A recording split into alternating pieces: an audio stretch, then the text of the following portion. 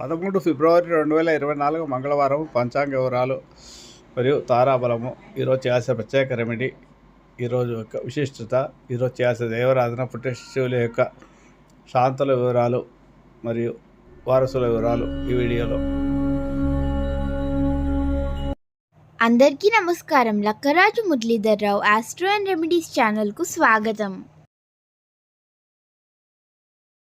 ఓం శ్రీ గురుభ్యో నమః. ఓం శ్రీ మహాగణాధిపతి నమః. అందరికీ నమస్కారం. ఈ వీడియోలో 13 ఫిబ్రవరి 2024 మంగళవారం పంచాంగ వివరాలు, తారాబలము మరియు చంద్రబలము, ఈరోజు పుట్టిన శిశువుల యొక్క శాంతులు, ఈరోజు ప్రత్యేకంగా చేయాల్సిన రెమెడీ ఏమిటి, ఏ దైవాన్ని ఆరాధించాలి,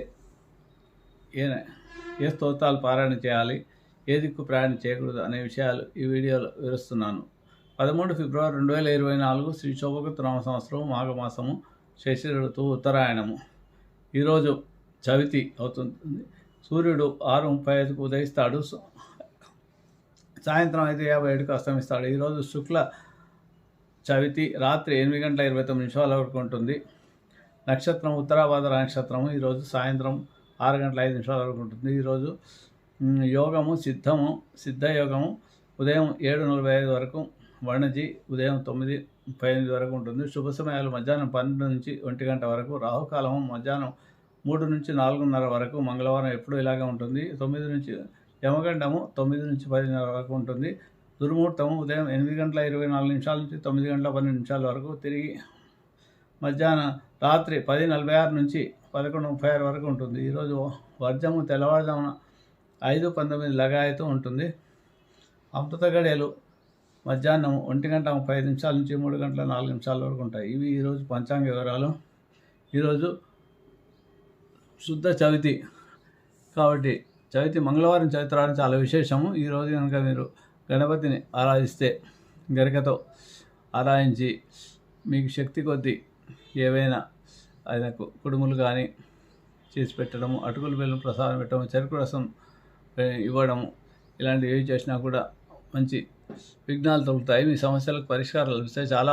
జీవితంలో చాలా రకాల సమస్యలు ఉంటాయి కాబట్టి, వివాహ సమస్యలు, విద్యా సమస్యలు, కోర్టు కేసులు ఉంటాయి. వీటన్నిటికి గాను మీకు ఈరోజు చాలా అద్భుతమైన రోజు అని చెప్పచ్చు. మాఘమాసంలో ముఖ్యంగా మంగళవారం రోజు చవితి రావడం చాలా విశేషము.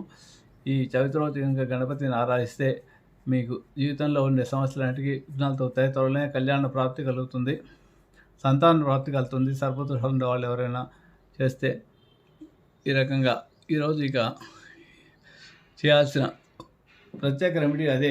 వినాయకుని గుళ్ళకి వెళ్ళి విఘ్నేశ్వరునికి అభిషేకం చేసుకోవడం, లేదా ఇంట్లోనే మీరు వినాయకుని విగ్రహం ఉంటే మొదలు పశు వినాయకుడిని తయారు చేసి ఏదో చింత బెల్లం ముక్క నైవేద్యంగా పెట్టి ప్రసాదంగా పెట్టి చేయండి. తర్వాత విఘ్నేశ్వరుని విగ్రహం ఉంటే పెట్టుకొని అందరూ అభిషేకం చేసి షోడశోపచార పూజ, అదే దుర్వాయుగ్నంతో దుర్వాయుగ్నంతో పూజ చేయండి. అలాగే అటుకులు బెల్లం ప్రసాదం పెట్టండి.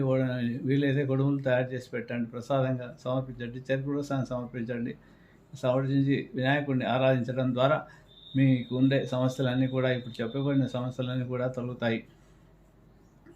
ఇది చాలా ప్రత్యేకమైన రోజు అని చెప్పొచ్చు. ఈరోజు మంగళవారం కాబట్టి సుబ్రహ్మణ్య స్వామికి అభిషేకం కూడా చేయడం మంచిది. అలాగే ఈరోజు ఉత్తరాభాద్ర నక్షత్రం కాబట్టి శని భగవానికి సంబంధించిన స్తోత్రం నీలాంజన సమావాసం రఘుత్రం ఏమక్రం ఛాయ మార్తాండ సంపత్తం తమ్నమాన్ని సూత్రాన్ని 27 సార్లు జపం చేసుకోండి. అలాగే ఈరోజు మంగళవారం కాబట్టి ధరణి గర్భ సంపత్తం విద్యుత్కాన్ని సమప్రభం కుమారం శక్తిస్తం తమ మంగళం ప్రభావం అనే కుజగ్రహ స్తోత్రాన్ని కూడా 27 సార్లు జపం చేసుకోండి.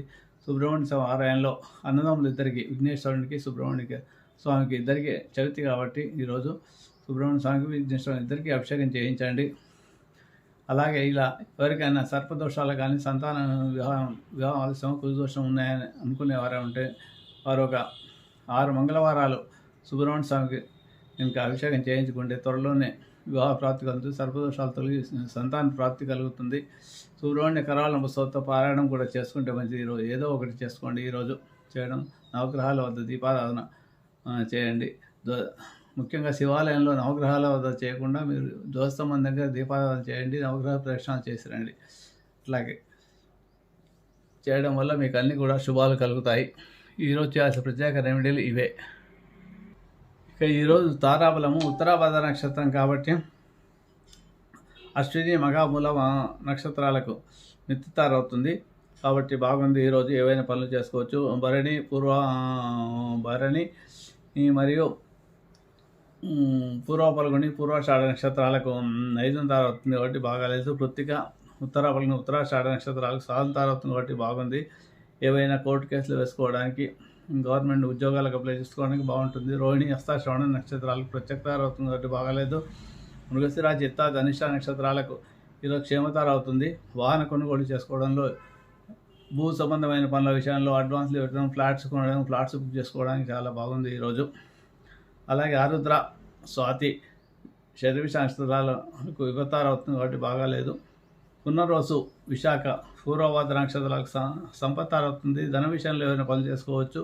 మీరు ఈరోజు ఇన్వెస్ట్మెంట్ చేయడానికి కూడా బాగుంటుంది. అలాగే పుష్యమి అనురాధ ఉత్తరాభాద్ర నక్షత్రం. మీకు నా వీడియో కనుక నచ్చితే లైక్ చేయండి, షేర్ చేయండి.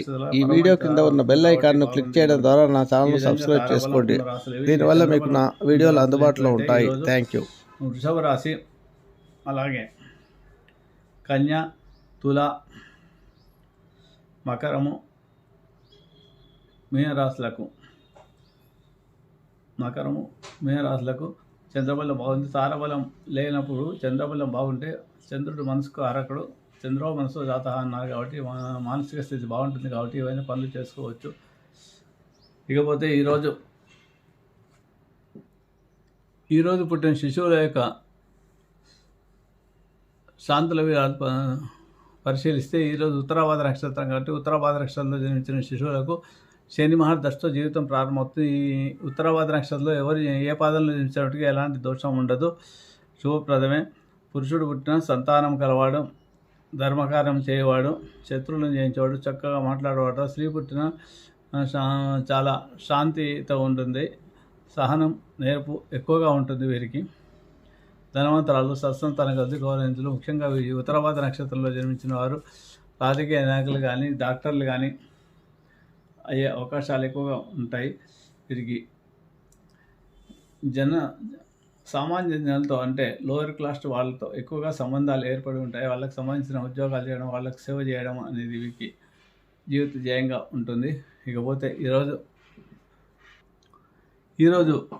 ఉత్తర వారసులో ఉంటుంది కాబట్టి ఉత్తరం వైపు ప్రయాణం చేయకూడదు మంగళవారం రోజు. ఒకవేళ ఉత్తరం వైపు ప్రయాణం చేయాలంటే తూర్పు వైపు ప్రయాణం చేస్తే మీకు ధాన్య లాభం ఉంటుంది కాబట్టి తూర్పు వైపు వెళ్ళి పనులు చేసుకొని ఆ తర్వాత ఉత్తరం వైపు వెళ్ళి ఏమన్నా పనులు చేసుకుంటే ఆ పనిలో సానుకూలతగా పనులు జరుగుతాయి. ఈ విషయాన్ని గుర్తుపెట్టుకోండి. శుభమస్తు. మీకు నా వీడియో కనుక నచ్చితే లైక్ చేయండి, షేర్ చేయండి.